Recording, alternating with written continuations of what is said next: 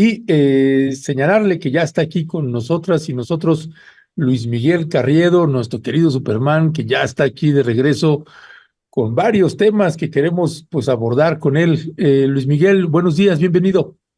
Buenos días, Ernesto, Violeta. Doctora, qué gusto saludarles a ustedes y al auditorio de Rompimiento Televisión. Igualmente, Luis Miguel, no andas en la UNAM, en la UAM ahorita, ¿verdad? No, ahora no. No, No, ahora esto no. fue puro guamero, pura guamera X aquí que tenemos. Este, Sí, muchos guameros aquí, qué bueno, qué bueno. así es, Fuerza afortunadamente. Guam. Así es, así es. Pues Luis Miguel Carriedo, hay varios temas que nos gustaría abordar. Nosotros titulábamos precisamente a propósito de la entrevista que estamos teniendo contigo, los criterios que tiene el INE y que ha generado descontento, molestia y desde la experticia que te habita con respecto de las decisiones que se toman en una institución, en un instituto como el Instituto Nacional Electoral, pues son varios temas. Uno, por ejemplo, los criterios en el caso de que todavía sabemos que está en disputa la candidatura para diputado plurinominal de Cabeza de Vaca, del ex gobernador de Tamaulipas. Y uno también lo contrasta con la candidatura que tiene también por Ricardo Anaya, y que a él no lo han bajado, a Cabeza de Vaca sí, y si fueras tan amable de explicar los criterios de uno y otro caso. Sí, con todo gusto, Ernesto, doctora Violeta Núñez. Vamos, esta historia todavía está viva, de alguna forma. Ahora explicaré por qué. Pero los hechos recientes en donde se expusieron los criterios de la autoridad jurisdiccional, que en este caso es la máxima autoridad que define la materia electoral, que es el Tribunal Electoral del Poder Judicial de la Federación, la Sala Superior, el 17 de abril eh, tuvo en sus manos esta determinación de si procedía o no la candidatura, en este caso de Cabeza de Vaca, y también discutió el tema de Ricardo Anaya. ¿Qué es lo que está, si procede o no una candidatura? El artículo 38 de nuestra Constitución eh, establece cuáles serían los elementos por los que se podría suspender los derechos políticos, el derecho político a votar, a ser votado. Pues es un derecho humano, pero tiene elementos en la propia Constitución que dice, bueno, en estos casos se suspende.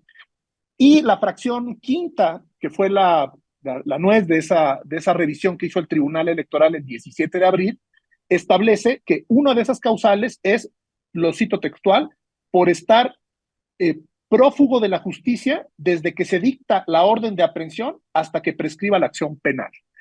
Eh, ¿Qué decide el tribunal en el caso concreto de Cabeza de Vaca, una de las candidaturas que estaba en disputa el 17 de abril? Dice, a juicio de la mayoría de magistradas y magistrados, hubo un voto en contra, que había dos órdenes de aprehensión vigentes y que se estaba sustrayendo de la acción de la justicia a efecto de evitar ser sujeto al proceso penal, en este caso, Cabeza de Vaca. Sobre el caso de Ricardo Anaya fue distinto porque, a juicio, lo que se discutió en el tribunal es que no estaba esa vigencia de órdenes de aprehensión, por lo tanto no se aplicaría esta fracción específica. ¿Qué es lo que ocurre? Ocurre que el día 25 de abril, ya con esta sentencia, es una sentencia ya de este tribunal que le llaman de alzada, es un tribunal constitucional en la materia electoral, dijo no procede la candidatura por esta situación, está vigente esa sentencia. El 25 de abril conocemos que un juez federal dicta una suspensión definitiva sobre la parte que tiene que ver con las órdenes de aprehensión de Cabeza de Vaca. Entonces la alianza de oposición dice, ha cambiado la situación jurídica, revisa el caso nuevamente INE.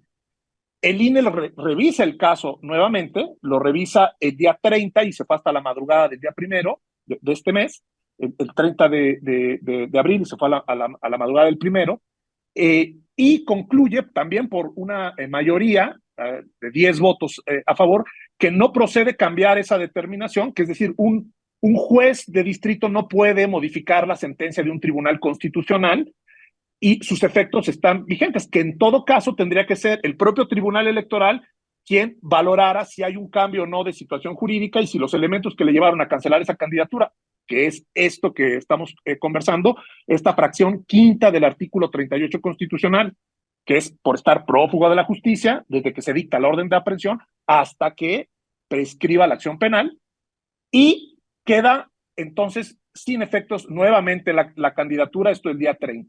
Ahora, como es un nuevo acto de autoridad por parte del INE, es decir, nuevamente revisó el caso y concluyó no procede revivir la candidatura porque sigue vigente la sentencia del tribunal, ese acuerdo del INE puede ser impugnado y nuevamente revisado por el Tribunal Electoral, y ahí sí, por eso digo que sigue vivo, ahí sí el tribunal podrá determinar si los dos elementos que expuso, por ejemplo, dentro de las discusiones, no es tan sencillo como el tema de solamente las órdenes de aprehensión, porque, insisto, el tribunal habló de que había dos órdenes de aprehensión, pero que había también una sustracción de la acción jurídica, digamos, a fin de evitarla ser sujeto del proceso penal.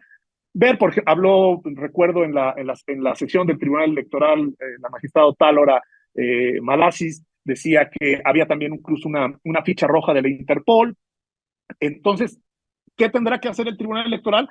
Revisar si esta suspensión definitiva sobre órdenes de aprehensión, este tema de la ficha de Interpol y el contexto general efectivamente ameritarían un cambio, en este caso, del criterio. Pero en este momento ya fue dos veces, por un lado en el Tribunal Electoral 17 de abril, está cancelada esa candidatura con ese argumento, y el 25 viene esta sentencia de un juez federal, pero un juez, digamos, en la materia electoral no tiene, las decisiones en materia electoral no tienen efectos suspensivos por otro tipo de procedimientos. El amparo no procede en materia electoral, pero eventualmente sí puede la Sala Superior del Tribunal volver a revisar el caso, y eso es lo que va a ocurrir. En esas estamos en el caso. ¿Y por qué es distinto el criterio de Anaya? Ese fue el argumento del tribunal, que no tenía las órdenes de aprehensión vigentes y por lo tanto no estaba sujeto a esta fracción específica, la fracción quinta. Ahora, sí hay que señalar que hay un debate amplio sobre cuáles son los alcances de el artículo 38 constitucional, de si con una orden de aprehensión es suficiente para dejar sin derecho a candidatura a algún actor político, más allá de este caso concreto de Cabeza de Vaca, ¿no? El asunto es que está en la Constitución vigente esa regla, y quién define, quién interpreta en dado caso si las reglas que están en la Constitución pudieran contravenir otras, el derecho a votar y ser votado, que también está en la Constitución, pues los tribunales constitucionales, y en este caso el Tribunal Electoral, quien revisó el caso y determinó que sí se cumplía esto y que sí debía quedarse sin efectos la candidatura. Puede volverlo a revisar por esto que ocurrió el 25 de abril y por esta decisión del INE de refrendar que no hay candidatura, sí puede volverlo a discutir. De hecho, seguramente lo va a discutir. Vamos a ver en qué queda el criterio final del Tribunal Electoral con este antecedente que ocurrió, digamos, de forma reciente. Sin embargo, no podríamos hacer como decir, como hubo esta suspensión, ya con eso se quita la sentencia del tribunal los argumentos, porque la sentencia habló de las órdenes de aprehensión, pero habló también de la sustracción del proceso y habló del tema de la ficha roja de Interpol. Vamos a ver cómo lo analiza el tribunal y qué determinación toma en ese caso particular. Así estamos, en esas estamos ahora, es decir, la candidatura de Ricardo Anaya prosperó, la candidatura de Cabeza de Vaca está en este momento cancelada y puede ser jurídicamente revisada, va a ser jurídicamente revisada nuevamente por el tribunal, pero es un tribunal que ya había dicho en versión definitiva que no. Así andamos, Ernesto, doctora. Tu micrófono, Violeta.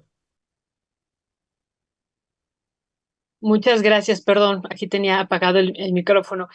Luis Miguel, muy claro lo que nos expones, tú dices, sigue vivo, o sea, todavía podría haber en esa posibilidad que también ya le habíamos preguntado a la periodista tamaulipeca Marta Olivia López, ¿qué posibilidad y hasta cuándo tendríamos, aunque ya sabemos que una vez ya el tribunal declaró que no es improcedente su candidatura, pero bueno, va nuevamente a discutirse en el tribunal y ellos tendrán que dar un posicionamiento, una resolución.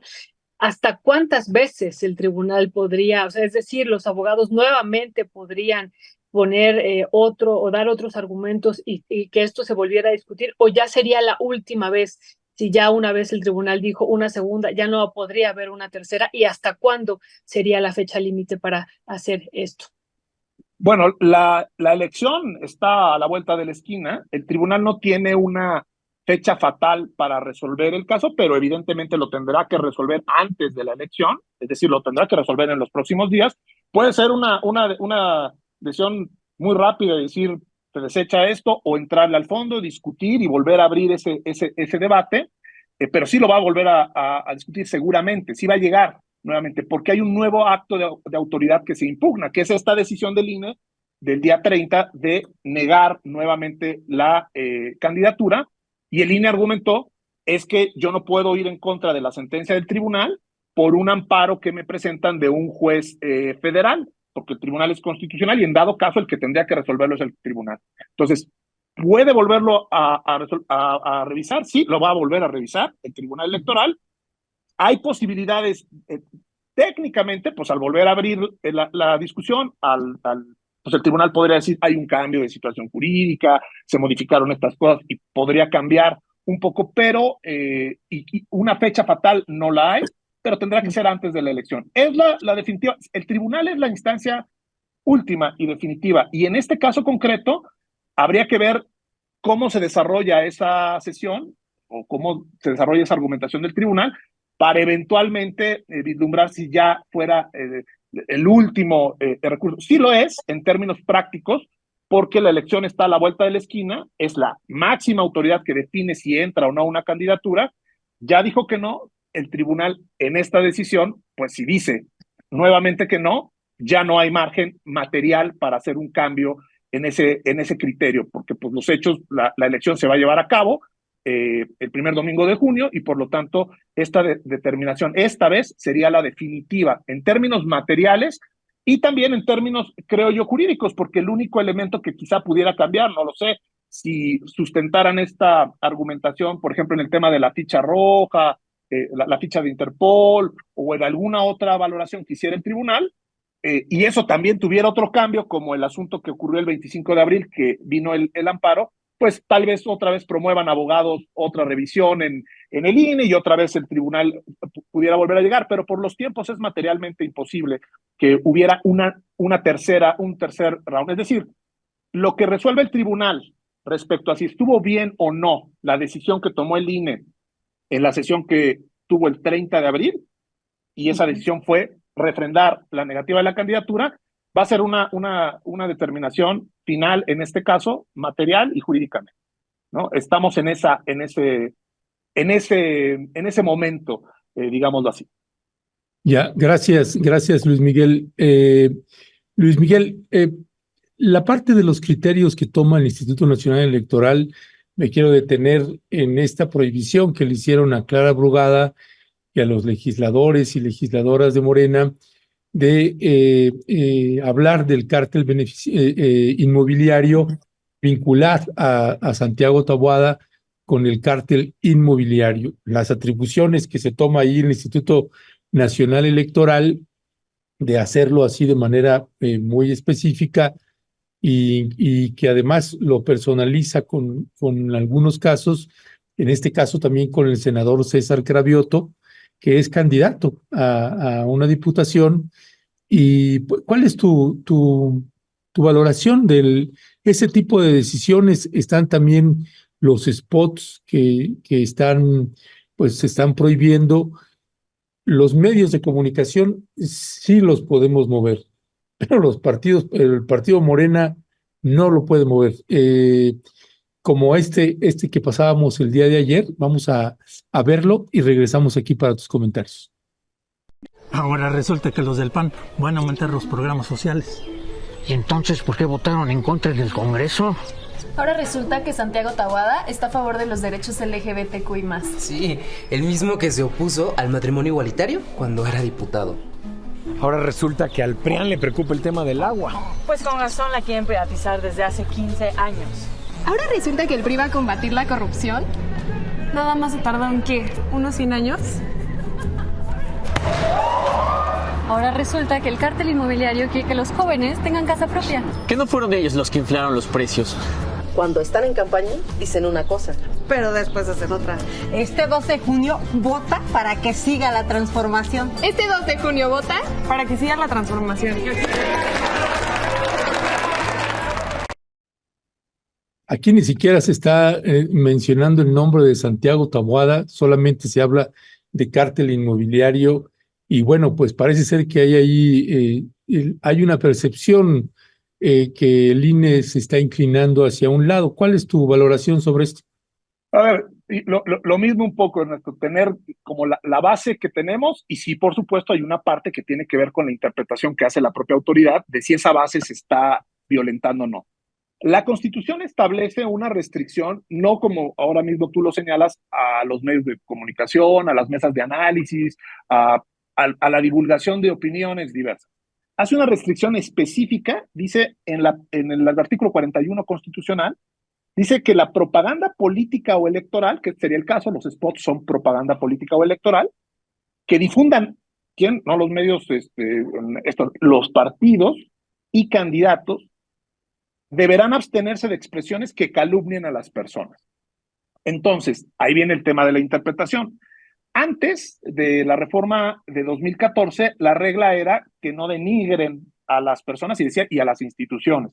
Y entonces el INE o entonces el IFE revisaba los promocionales con otra regla, es no censura previa. Tiene que salir al aire primero. Se quejan casi de inmediato, ya los equipos jurídicos ya saben incluso cuándo va a salir, porque hay una plataforma en donde se pueden ver los spots que están a punto de salir, y al momento que sale al aire, meten su queja argumentando diversas restricciones. Esta es una constitucional. Hay otras, por ejemplo, ya de el tribunal, que no aparezcan menores, niñas y niños sin consentimientos expresos. Bueno, hay una serie de criterios para que el contenido de la propaganda política se pueda eventualmente retirar del aire. Ahora, la calumnia, en términos prácticos, y ahí es donde entran los estrategas de las campañas, la calumnia se asume como, ya no, antes era denigrar, pues era muy abierto, deslustrar, no tenías ni siquiera que comprobar lo que estabas diciendo, no, simplemente que le hicieras quedar mal a alguien, ya podrían presentar una queja y eso generó muchos problemas. La calumnia, que eso se reformó en 2014, implica imputar un delito a alguien que ese delito no esté debidamente comprobado. Y esto obviamente choca con lo que en medios de comunicación se conocen múltiples casos documentados en medios de comunicación, en investigaciones periodísticas sobre actos de corrupción. Y entonces si alguien lo coloca en un promocional ya de propaganda política, si dice fulano de tal infló precios o robó, entra la interpretación de, le estás imputando que se consumó un delito y no hay una sentencia firme que así lo determina, y entonces los equipos jurídicos dicen bájenlo porque me están calumniando, obviamente porque pues, les afecta que se divulgue eso. Y esto pues raya, y ahí entra el debate de interpretación, raya en un debate de censura, es decir, si hay un exceso en este tipo de interpretaciones, de que hay una calumnia en algunas de las frases de un promocional, entonces dicta medidas cautelares la Comisión de Quejas del INE, dice que se baje ese promocional y que no se expresen sobre este punto en particular los partidos y las candidaturas, porque la propaganda, y entonces lo revisa el tribunal, la sala especializada del tribunal, y ya dice, no, sí tenían razón o no tenían razón las medidas cautelares que ha dictado el INE o el promocional, sí calumniaba y hay una multa para el partido. Esa es la base y el momento. Ahora, en ese camino, por supuesto que entra la interpretación, en este caso, de la Comisión de Quejas del INE, de la sala especializada del tribunal, que todos esos actos todavía pueden revisarse en la sala superior, decíamos, última instancia. Por eso a veces, o muchas veces, por un lado choca la percepción, todos decimos, bueno, pues si ya está documentado la Casa Blanca, el caso tal, que ya se conoce, pues es lo lógico que se discuta en los entornos de debate político, que eso hay en la trayectoria de un lado o del otro, pero si no hay una decisión final jurídica de que eso conformó un delito, pues le pueden decir, me está usted calumniando, y bajen ese promocional, insisto, con la regla de no censura previa, pero pues son tan veloces ya las rutinas de los equipos jurídicos que prácticamente apenas aparece el primer spot y ya está presentándose la queja, y la misma noche generalmente está sesionando la comisión de quejas. Y ahí entra el debate, Ernesto, el debate de criterios, porque en esas comisiones, ahí sí son consejeras, consejeros, que también son revisadas esas decisiones por el Tribunal Electoral, quienes interpretan si alguna de las expresiones de un promocional está imputando directa o indirectamente un delito no comprobado a alguien. Por eso los estrategas de campaña cuidan y dicen, ya se acabó la corrupción, cosas muy genéricas, pero cuando dicen, fulano fue, por eso mismo los spots dicen ellos fueron, no le ponen nombre, porque están cuidando ese elemento. ¿Y qué es lo que ocurre? Que los otros se quejan y dicen, no, pero obviamente se refiere a mí porque mencionan partido, y ahí hace la interpretación el INE. Que esa interpretación suele ser a veces muy estricta y a veces no tanto, por supuesto, y eso genera esta sensación de que hay sesgos o para un lado o para otro. Pero esa es la base, Ernesto, Violeta, esa es la regla. Sí es una regla distinta para quien difunde promocionales, para quien discute, y sí hay, por supuesto, un tema de criterio también, de derecho a la información, de facilitar que las campañas pues fluyan de manera adecuada y de no exagerar en la interpretación de ciertos criterios para que los contenidos de todas las fuerzas políticas pues fluyan, sí, obviamente no inventando cosas o no mintiendo, no imputando delitos, pero tampoco llegar al extremo de que asuntos que están en la arena pública todos los días no puedan ser referidos o aludidos con ciertos cuidados, no personalizando, y ahí es donde entra esta situación que sí es responsabilidad de quien interpreta el caso. Y obviamente, si el criterio es muy estricto para un partido, es importante vigilar que cuando se dé un caso similar en términos para otro, pues tenga la misma función, pero eventualmente pues, replantear los criterios cuando cruzan la frontera, digamos, de cuidar esta base constitucional de que no haya calumnias en los promocionales de propaganda y no convertirse en censurar. Y se han dado muchos casos en donde como estrategia, por ejemplo, se pedía el tema, hablaba yo de las personas, de las niñas, niños, había niñas y niños que aparecían a lo mejor en una toma panorámica, en un meeting y demás, y algunos partidos decían, bajen el spot porque allá aparece un menor y seguro no tiene la regla de tener el consentimiento de sus tutores o sus padres. Realmente era una estrategia bajar el spot por el contenido crítico del spot, y entonces esto se ha ido evolucionando y ahí sí requiere mayor, digamos, que los criterios no cedan a presiones ni de un partido ni de otro y que vayan a lo justo, es decir, que no se sobredimensione una expresión. Así está más o menos la cosa, y por eso ocurre esta situación de que se van bajando promocionales y se le va pidiendo a políticos y partidos en el contexto de campaña que bajen estos materiales. Gracias, Luis Miguel. Pues se nos está acabando el tiempo y hay muchas cosas que seguir platicando contigo. Yo te quería hacer un planteamiento, pero antes retomo un comentario de la audiencia y le agradecemos a nuestras queridas Nora y también a Claudia de Lara que nos vayan pasando estos comentarios tan importantes de todas y todos ustedes. Dice Miguel Ángel Cortés, ¿y por qué el INE no baja de Twitter lo de narcocandidata?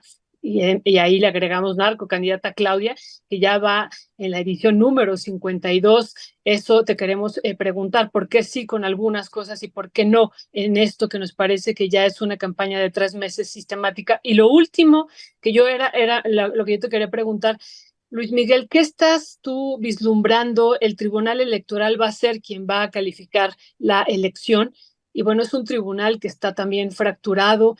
¿Qué estarías tú esperando en esta? Digo, sabemos o creemos que la elección va a ser impugnada por la oposición. ¿Y cuál sería lo que tú estás viendo que va a hacer el tribunal frente a esta impugnación, Luis Miguel, con esa conformación y con esa confrontación que está viendo al interior? Sí, brevemente, la primera parte. Sí, yo creo que el INE tendría que ser más proactivo en el asunto de campañas en redes sociales. Ojo, que difundan los partidos políticos y candidaturas, y por lo tanto investigar, tiene facultades para investigación, si hay un vínculo entre la contratación de publicidad, de mensajes, de trending topics, si hay un vínculo con algún partido político y por lo tanto en esa tesitura eventualmente calificarla como propaganda difundida por partidos políticos. Sí podría hacer una investigación más profunda la autoridad electoral sobre ese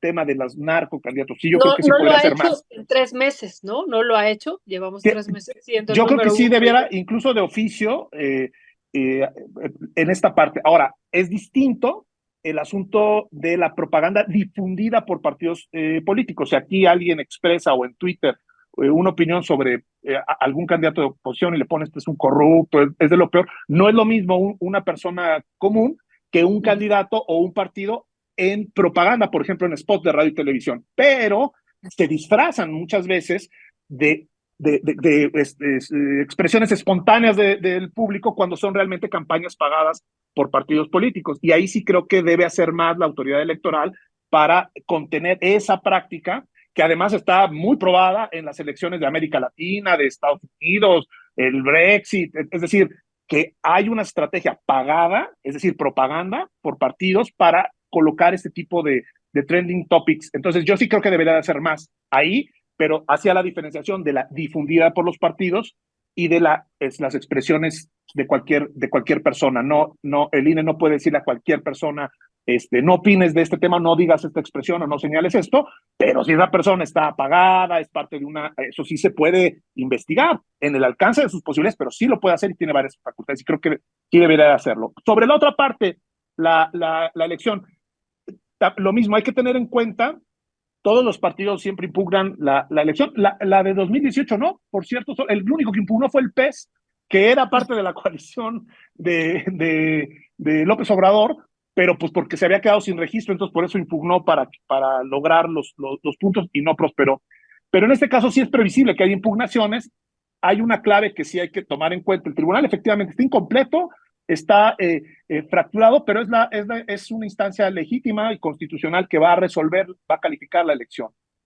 Las causales, eventualmente, de nulidad de una elección, tienen un elemento clave, que es la determinancia. Y la determinancia en la Constitución, si hubiese compra indebida de tiempos en radio y televisión, uso de dinero ilícito o recursos públicos, por ejemplo, podría ser una causal de nulidad de elección, y obviamente los partidos políticos que pierdan van a decir hubo dinero público, hubo dinero ilícito, y van a meter ese tipo de elementos. Bueno, aun y cuando algunas de esas quejas pudiesen estar en la duda de discutir sobre la calificación de la elección, de las distintas elecciones que se van a llevar a cabo, la determinancia es clave, y la determinancia dice, bueno, se considerará que fue determinante esa falta cuando la diferencia entre primero y segundo lugar de la elección que se está impugnando sea menor a 5 puntos porcentuales. Es decir, una elección que se resuelva por 20 puntos, por 10 puntos, incluso con esas faltas, obviamente nadie quiere que haya esas faltas, pero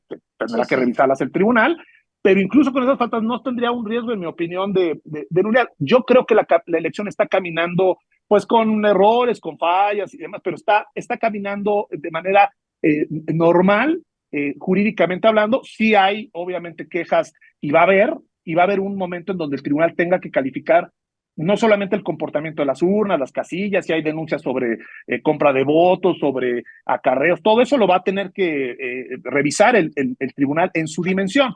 Pero esta clave de determinancia también creo que tenemos que ponerla sobre la mesa, porque son elecciones que se resuelvan por muchos puntos porcentuales y no hay una causa objetiva bien documentada, o aunque si hubiera, el tema de determinancia va a ser claro. Entonces yo no veo en este momento un riesgo de nulidad de elecciones por esto, pero sí es evidente que va a haber diversas quejas y para eso está el modelo electoral así, es decir, bien o mal, pues tiene una instancia jurisdiccional, tiene también una fiscalía de delitos electorales, tiene al INE que ve las cuestiones de faltas administrativas, y ¿quién va a tomar la última palabra? Este tribunal. Pero lo apuntabas muy bien, doctora Violeta Núñez, es un tribunal que está fracturado, que está incompleto, pero que en las últimas determinaciones tampoco se ha mostrado que totalmente se cargue para uno, para otro lado. Obviamente, ahora con este tema de cabeza de vaca, la oposición dice que se cargó para el lado de Morena, pero también si toma algunas determinaciones polémicas, pues será revisable del otro lado. Entonces, yo no veo en este momento, como están las cosas, esos riesgos, y eso no quiere decir que considere que pues, no me preocupe como a ustedes o como a todas las personas que haya candidaturas con asesinatos y que haya violencia en ciertas cosas. Sí, todo eso está, no se demerita, pero no ha habido un grado en comparación con otros procesos electorales recientes en donde a menos de un mes de la elección, pues estamos en una normalidad democrática, déjame ponerlo en esos términos, no libre de preocupaciones, y en términos jurídicos tampoco veo yo ahorita un riesgo inminente de que vaya a haber una litigiosidad que pudiese tener una consecuencia de nulidad de elecciones. Vamos a esperar a ver cómo se comportan los casos, pero ahí vamos, en esas estamos. Pues Luis Miguel Carriedo, muchísimas gracias por tomarnos la llamada. Hay un montón todavía de preguntas que hace la gente, o sea, por ejemplo, en el mismo debate presidencial que hubo, pues una candidata le dijo a la otra narcocandidata, ¿no? Sí, claro. Y en un debate, o sea, no es cualquier cosa, y que pues aunque le llamaron la atención de el uso del color rosa, el uso de colores del Instituto Nacional Electoral, pues pasa nada y siguen como si no les hubieran dicho nada. En fin, hay muchas preguntas ahí todavía que la gente dice, pues, ¿por qué no? No sé, otros no. Sí, se agudiza, digamos, la percepción de la gente de que, pues, INE, pues, de que no hay árbitro, ¿no? Porque el árbitro se perdió en estar apoyando un lado en lugar de hacer su papel de árbitro. En fin, son las percepciones que se van dando y se agudizan conforme llega el día de la elección. Una reflexión final de 1 o 2 minutitos, ¿con qué te despides, Luis Miguel? Sí, yo me despido diciendo que hay interés, la población está con interés en lo que está ocurriendo en la elección. Ese debate, por ejemplo, tuvo cerca de 16 billones de personas que lo vieron, y que las personas pues no saben diferenciar, que ha mostrado muchas veces la población que sabe diferenciar dónde están las mentiras, dónde están los insultos sembrados, y yo apelo a eso, a que si las urnas se abren y hay libertad para ejercer el voto con una normalidad, pues va a prevalecer va a prevalecer este entorno de democracia que muchos ponen en los discursos, pero que a la hora de los hechos boicotean desde instituciones, desde cargos de poder. Entonces yo confío en la población y confío también en que tendremos una buena elección, que tendremos una elección en donde el voto va a prevalecer. Muchas gracias, Luis Miguel. Pues ya tenemos que ir cerrando. Yo también quisiera hacerle una última pregunta en 1 o 2 minutos. Luis Miguel, esta situación de la acción afirmativa, sé que es un tema amplio, pero que también lo discutimos contigo. Finalmente, pues resolvieron en varios de las, digamos, nosotros le hemos dicho usurpaciones de identidad, resolvieron que, pues como la acción afirmativa no es una ley, si no es una acción afirmativa, pues entonces no se estaba violentando ninguna ley en este proceso electoral. ¿Hacia dónde tendríamos que avanzar como nación para que esto sea una ley y que los pueblos indígenas puedan ocupar estos espacios y que sean ellos los que ocupen realmente los espacios de representación popular, Luis Miguel? En mi opinión, doctor Ernesto, es una vergüenza que haya simulación en las acciones afirmativas. Para mí sí son vinculantes en términos legales, porque si es un acuerdo firme de la autoridad electoral que dice aquí tiene que ser una persona, está para personas indígenas, tal distrito, que alguien se disfrace de indígena y que hagan vericuetos legaloides, es eso, o leguleyos para decir, bueno, es que tengo cercanía con la comunidad y demás, y es mi autoscripción. Eso me parece que es un fraude a la ley, y sí creo que tendría que, antes de que sea la contienda, tanto el INE como el Tribunal Electoral poner ese freno y decir, no, esto es una simulación. Creo que tenemos que avanzar a que se fortalezcan los instrumentos para acreditar quién está ocupando qué tipo de acción afirmativa, porque la función precisamente de las acciones afirmativas o de la paridad ¿cuánto ha sufrido la paridad para poder, pese a que estaba en la ley, pese a que llegó en la Constitución, por la enorme simulación y los juegos de matemática? Ahora lo estamos viendo también con el tema de acciones afirmativas indígenas, es decir, me parece una vergüenza y me parece que sí es ilegal y que sí tendría que hacer más la autoridad para evitar la simulación, y ya hay casos que incluso de oficio se tendrían que investigar y tener mayor contundencia en esa parte. Sí creo que es un déficit que tenemos ahí. Hay no solamente los casos que ustedes investigan, sino hay muchos casos reconocidos por el propio INE. Decía yo, este informe que hizo con el Colegio de México, bueno, pues está muy claro que sí hay simulación, y yo creo que eso hay que visibilizarlo, y no se puede decir, pues no hay de otra, porque pues tiene ahí, tenía derecho a decir la autodescripción, consiguió un papel de la comunidad que dijo que sí era. Pues doble vergüenza que estén sobornando a comunidades quien lo hace para que les den esos papeles, y que a todas luces no cumple con esa característica. Y ahí sí creo que no puede tampoco el INE esperarse después a hacer el análisis. Yo creo que tendría que ser más proactivo, y también el Tribunal Electoral. Y obviamente los partidos, todos los que incurren en estas prácticas, pues digamos, incluso tener una sanción mayor de cancelarles el derecho a esas candidaturas, porque sí, y dárselas en automático a quien sí cumple con la condición de acción afirmativa. Ya. Luis Miguel Carriedo, muchísimas gracias, como siempre. Te mandamos un fuerte abrazo y seguimos al habla, Luis Miguel. Saludos al auditorio, doctora Ernesto, un gusto estar con ustedes. Abrazo, querido Luis Miguel. Lindo día. Gracias, Luis Miguel. Pues sí, ese es todo un tema, y va a seguir lo que resta de este mes. Y las campañas, recuerde usted, terminan el 29 de mayo. El 29 de mayo es el último día en el que los y las candidatas pues podrán hacer proselitismo, y ahí empieza un poco el descanso en lo que toca a todas esas publicidades que nos avientan por todos lados, y después esperar el 2 de junio